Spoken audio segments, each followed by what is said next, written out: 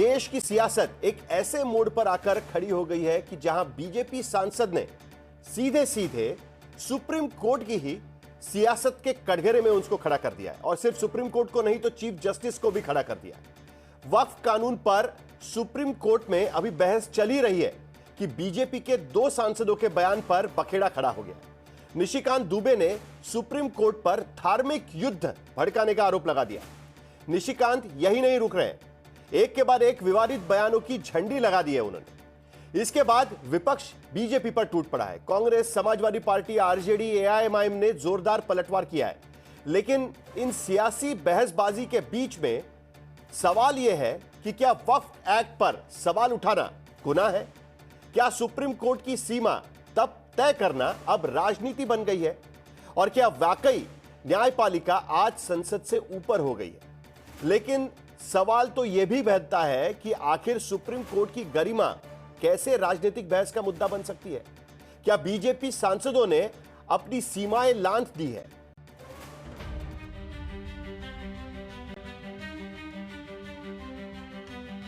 Supreme court अपनी सीमा से बाहर जा रहा है।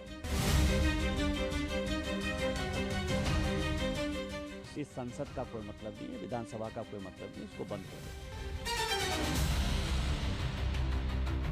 देश में धार्मिक युद्ध भड़काने के लिए केवल और केवल सुप्रीम कोर्ट जिम्मेवार है। आप इस देश को एनार्की की तरफ ले जाना चाहते हैं।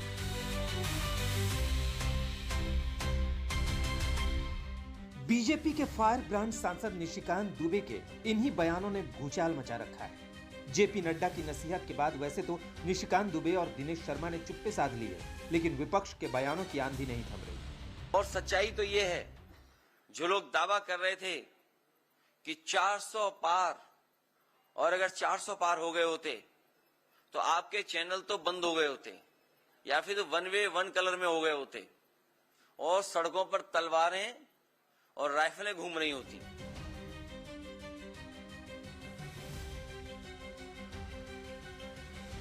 कोर्ट पे इस तरह का टिप्पा टिप्पणी जो है लेकिन और न्यायालय पे अगर इस तरह का कोई टिप्पा टिप्पणी करता है तो कंटेम्प्ट होना चाहिए।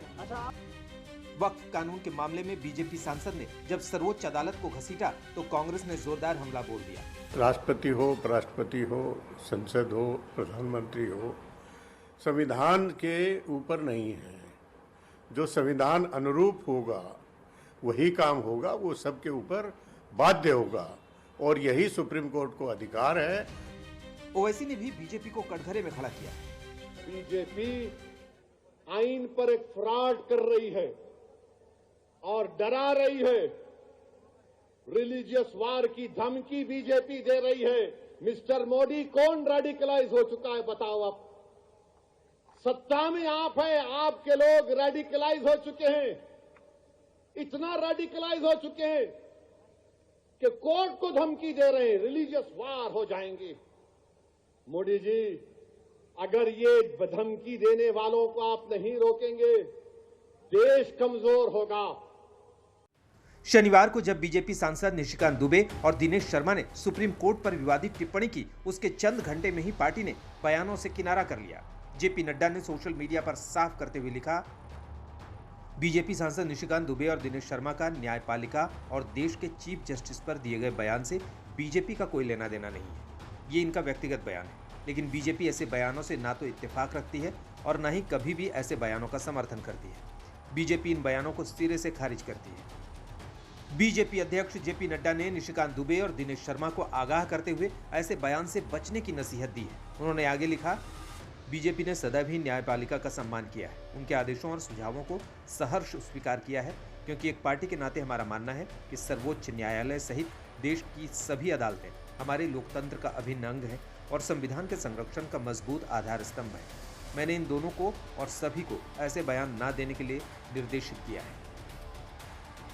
अब आइए आपको झारखंड के गोड्डा से बीजेपी सांसद निशिकांत दुबे का वो बयान सुनवाते हैं जिसकी वजह से बीजेपी शनिवार से ही विपक्ष के निशाने पर है।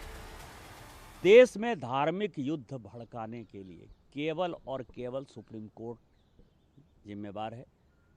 सुप्रीम कोर्ट अपनी सीमा से बाहर जा रहा है। सुप्रीम कोर्ट की सीमा ये है कि भारत का संविधान जिस कानून को बनाया उस कानून की उसको व्याख्या करनी है, और यदि वो व्याख्या नहीं कर सकती है और सब कुछ के लिए सुप्रीम कोर्ट जाना है तो इस संसद का कोई मतलब नहीं है, विधानसभा का कोई मतलब नहीं, उसको बंद कर दो।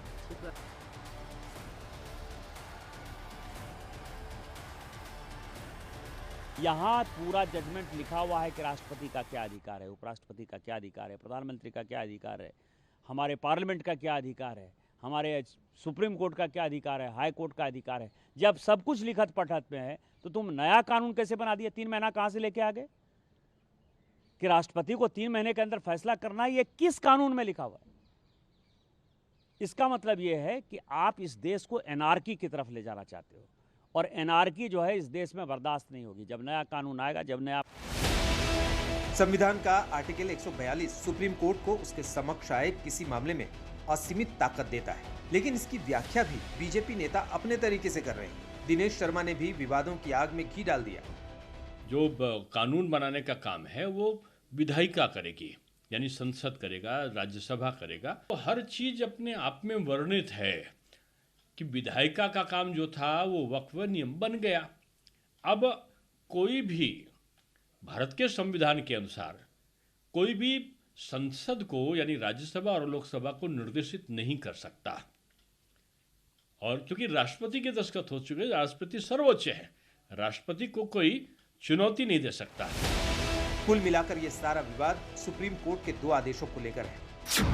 एक, राष्ट्रपति को हिदायत कि किसी विधेयक पर 3 महीने में फैसला करें।